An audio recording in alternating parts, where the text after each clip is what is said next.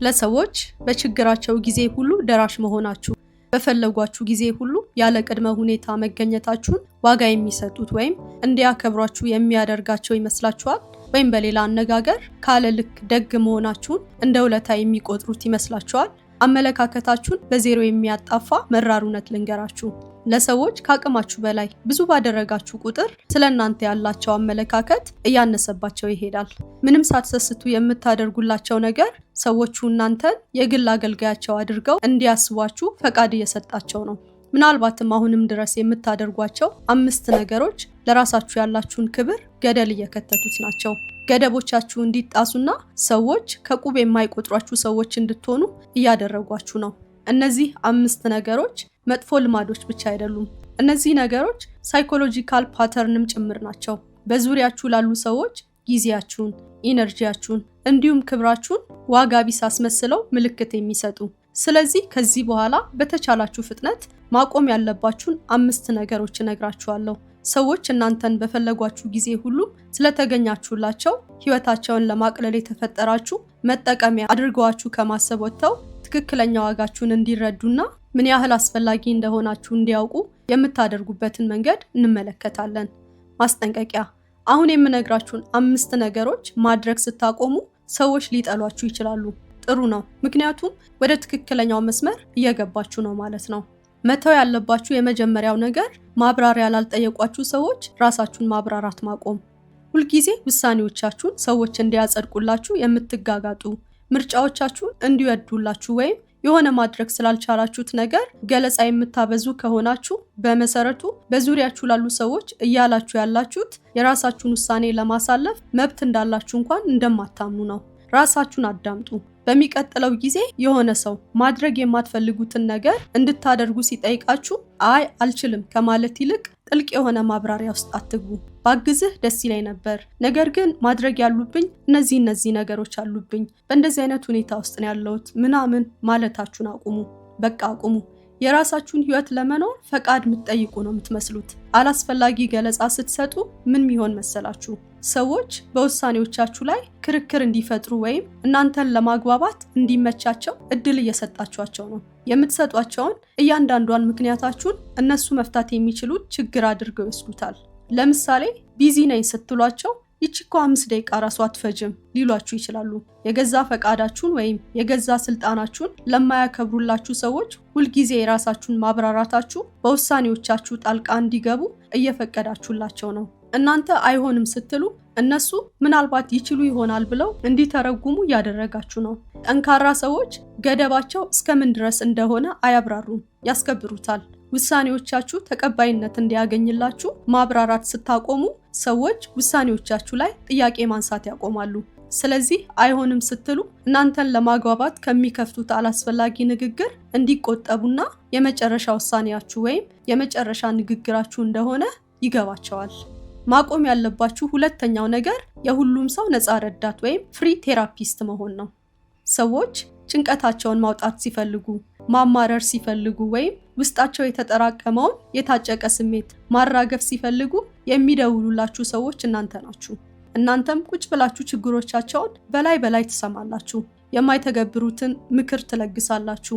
ለሰዎች አሉታዊ ወይም የማይረቡ ስሜቶች ማራገፊያ ዕቃ ሆናችሁ ማለት ነው። እውነቱን ልንገራችሁ፣ አብዛኛዎቹ ሰዎች ለችግሮቻቸው መፍትሄ አይፈልጉም። የሚፈልጉት የድራማዎቻቸው አድማቂ እንድትሆኑ ነው።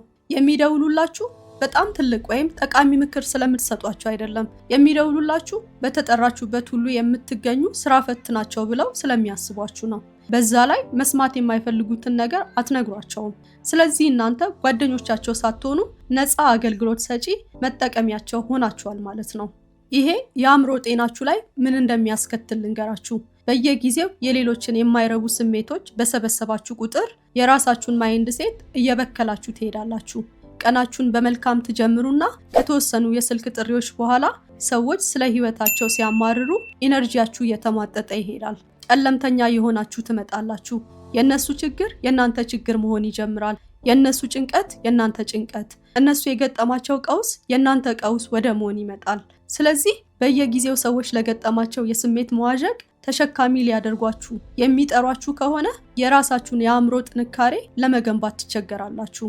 የሌሎችን ስብራት መጠገን ላይ ስታተኩሩ የራሳችሁ መሻሻል ላይ ማተኮር አትችሉም። ስለዚህ መፍትሄው በጣም ቀላል ነው። ነገር ግን መጨከን ያስፈልጋችኋል። በተጠራችሁበት ሁሉ መገኘት አቁሙ። ሰዎች ችግሮቻቸውን በጠቅላላ እናንተ ላይ ማራገብ ሲጀምሩ ወደ ራሳቸው መልሱላቸው። በጣም አስጨናቂ ሊመስላችሁ ይችላል፣ ግን ምን ታደርጋላችሁ መሰላችሁ? መፍትሄ አትነግሯቸውም። ስሜቶቻቸውንም ወደ ራሳችሁ አታስገቡትም። ስለዚህ ከዚህ በኋላ የማይከፈለው ነፃ ቴራፒስት መሆን ታቆማላችሁ ማለት ነው። መተው ያለባችሁ ሶስተኛው ነገር ገንዘብ ማበደር ወይም ውለታ ቢስ ለሆኑ ሰዎች ትኩረት መስጠት። እነዚህን ሰዎች ታውቋቸዋላችሁ። ክፍያ ሲኖር ሁሌም የላቸውም ወይም አልያዙም። ሁልጊዜ የእናንተን ጊዜና ገንዘብ የሚፈልግ አስቸኳይ ነገር ይገጥማቸዋል። በምትኩ እናንተ ከነሱ የሆነ ነገር ስትፈልጉ አስቸኳይ ጉዳይ እንደገጠማቸው አድርገው ምክንያት ይደረድሩላችኋል። የማይተባበሯችሁን ወይም የማይረዷችሁን ሰዎች እናንተ ብቻ ሁልጊዜ የምታግዟቸው ከሆነ ምን እያደረጋችሁ መሰላችሁ? እንደ ነፃ አገልግሎት ሰጪ እንዲቆጥሯችሁ ፈቃድ እየሰጣችኋቸው ነው። ጊዜያችሁ፣ ገንዘባችሁና ከመጠን ያለፈው ደግነታችሁ ዋጋ የሌለው፣ እንደውም እናንተ ለነሱ ክፍያ የማትቀበሉ የግል ረዳታቸው ሆናችኋል ማለት ነው። ይሄ ነገር የእርስ በርስ ግንኙነቶቻችሁን ለምን እንደሚያበላሽ ከጀርባ ያለው ሳይኮሎጂ ምን መሰላችሁ? እናንተ ምንም ሳትቀበሉ የምትሰጡ ብቻ ከሆናችሁ ተመጣጣኝ ያልሆነ ዳይናሚክ እየፈጠራችሁ ነው። ወይም እነሱ የእናንተን እርዳታ እንደ መብታቸው እንዲቆጥሩት ፈቃድ እየሰጣችሁ ነው። ስለዚህ እናንተ መልካም ነገር ሁሌ ስታደርጉላቸው ያንን ከማድነቅ ይልቅ እንደ ነፃ አገልግሎት ከእናንተ መጠበቅ ይጀምራሉ። እናንተ ደግሞ በእነሱ ራስ ወዳድነት ቂመኛ እየሆናችሁ ትመጣላችሁ። ዋጋ እንዳላችሁ ሳይሆን እየተጠቀሙባችሁ እንደሆነ ይሰማችሁ ይጀምራል። የሌሎች ሰዎችን ድርጊት መቆጣጠር ባትችሉ የራሳችሁን ምላሽ ግን መቆጣጠር ትችላላችሁ። ስለዚህ ሁልጊዜ መቀበል ብቻ ለሚፈልጉ የምትሰጡ ከሆነ ለራስ ወዳድነታቸው ባሪያ ለመሆን ፈቅዳችኋል ማለት ነው። ስለዚህ ከዚህ በኋላ ሌሎችን ለሚረዱ ሰዎች እርዳታችሁን ለግሱ። ለሚመልሱላችሁ ሰዎች ገንዘባችሁን አበድሩ። ውለታ መላሽ ለሆኑ ሰዎች ውለታ ዋሉላቸው። የእናንተ ደግነት የሚገባቸው መልካም ሰዎች እንጂ ራስ ወዳድ ሰዎች መሆን የለባቸውም። መተው ያለባችሁ አራተኛው ነገር በትልቁም በትንሹ ይቅርታ መጠየቅ። የግል አመለካከታችሁን ለመናገር ይቅርታ ትጠይቃላችሁ። የምትፈልጉትን ነገር ለማሳወቅ ይቅርታ ትጠይቃላችሁ። በዛ ስፍራ ስለተገኛችሁ ይቅርታ ትጠይቃላችሁ። እንደዚህ አይነት የማይረቡ ይቅርታዎችን መጠየቅ አቁሙ። እንደ ማንኛውም ሰው በሁሉም ነገር ሙሉ መብት አላችሁ። እያንዳንዷ ትንንሽ አላስፈላጊ ይቅርታ በራስ ያለመተማመናችሁ ማሳያ ናት። ለሌሎች እያስተላልፋችሁ ያለውን መልእክት ለቦታው የማትመጥኑ እንደሆናችሁ ነው። ሐሳቦቻችሁ ምናልባትም የተሳሳቱ ሊሆኑ እንደሚችሉ እየተናገራችሁ ነው። ሰዎች እናንተን ክብር የማይገባቸው ሰዎች አድርገው እንዲያስቧችሁ ፈቃድ እየሰጣችሁ ነው። ምክንያቱም እናንተ ራሳችሁ ቀድማችሁ ራሳችሁን አላከበራችሁምና። መተው ያለባችሁ የመጨረሻውና አምስተኛው ነገር ከሰዎች ተቀባይነትን ወይም ይሁንታን መፈለግ። ለጊዜያቸው እንደማትመጥኑ ቀድመው ለወሰኑ ሰዎች በተከታታይ ያለማቋረጥ ዋጋችሁን ለማስረዳት ትለፋላችሁ። በክፍል ውስጥ እንዳየሩ ሁኔታ ሐሳባችሁን ትቀያየራላችሁ። በማያስቁ ቀልዶች ትስቃላችሁ። ባላሳመናችሁ ነገር ትስማማላችሁ። ሌሎች ሰዎች የሚወዱት የሚመስላችሁን ትክክለኛ ያልሆነውን ማንነታችሁን ፐርፎርም ታደርጋላችሁ። ይሁንታን ወይም ተቀባይነትን ከሰዎች ለማግኘት የበለጠ በጣራችሁ ቁጥር ራሳችሁን ለመቀበል እየከበዳችሁ ይመጣል። በሰዎች ዘንድ ለመወደድ ጥረት ባደረጋችሁ ቁጥር ራሳችሁን እንደሚገባ መውደድ ታቆማላችሁ። ዋጋችሁን ትረሱና የሌሎች ሰዎች አስተያየት ሱሰኛ ትሆናላችሁ። በተቃራኒው ተቀባይነትን ወይም ይሁንታን መፈለግ ስታቆሙ ውስጣዊ ጥንካሬያችሁን እያሳደጋችሁ ትመጣላችሁ። ራሳችሁን በመሆናችሁ ይቅርታ መጠየቅ ስታቆሙ ሰዎች ትክክለኛው እናንተነታችሁን ማክበር ይጀምራሉ። ስለዚህ የተዘረዘሩትን 5 ነገሮች ማድረግ ስታቆሙ በመጀመሪያ ሰዎች ግራ ይጋባሉ፣ ምናልባትም ሊናደዱባችሁ ይችላሉ። ከዚህ በፊት የሚያውቋችሁ ራሳችሁን ስታብራሩ፣ ችግሮቻቸውን ወደ ራሳችሁ ስታዞሩላቸው፣ ምንም ነገር ሳትቀበሉ ስትሰጡና ካለ ጥፋታችሁ ይቅርታ ስትጠይቁ ነበር። ስለዚህ አሁን ራሱን እንደሚያከብር ሰው ወይም ለራሱ ዋጋ እንደሚሰጥ ሰው አክት ማድረግ ስትጀምሩ በከባዱ ይቃረኗችኋል። አንዳንዶች ገደባችሁን ስላሳወቃችሁ ብቻ ራስ ወዳድ ሊሏችሁ ይችላሉ። አንዳንዶች ደግሞ እንደተለወጣችሁ ወይም እንደ ድሮ እንዳልሆናችሁ ሊነግሯችሁ ይችላሉ። ትክክል ናቸው። እናንተ የትላንትናዎቹ ሰዎች አይደላችሁም። ከዚህ በኋላ ውል አልባ ለሆነው ስሜታቸው ሰፖርት ሲስተም አይደላችሁም፣ ወይም ክፍያ የማይፈጸምለት ቴራፒስት አይደላችሁም። አሁን እናንተ የሆናችሁት የሌሎችን ከበሬታ ለማግኘት ራሳችሁን የምታከብሩ ሰዎች ወደ መሆን የመጣችሁት።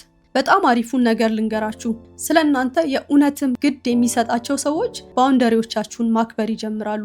ማንም እንደፈለገው የማያደርጓችሁ ሰዎች መሆን እንደጀመራችሁ ሲገባቸው ያንን ማንነታችሁን ያደንቁላችኋል፣ ጊዜያችሁን ያከብሩላችኋል። ምክንያቱም ከዚህ በኋላ የተትረፈረፈ ጊዜ እንደሌላችሁ ስለሚገባቸው እርዳታዎቻችሁን ዋጋ ይሰጡታል። ምክንያቱም ከዚህ በኋላ ያንን እንደምታደርጉላቸው ማስተማመኛ ስለሌላቸው የእርስ በርስ ግንኙነቶቻችሁ ጤናማ ወደ መሆን ይመጣል። ምክንያቱም አሁን ባላንስድ ሆኗል ወይም ሚዛኑን ጠብቋል።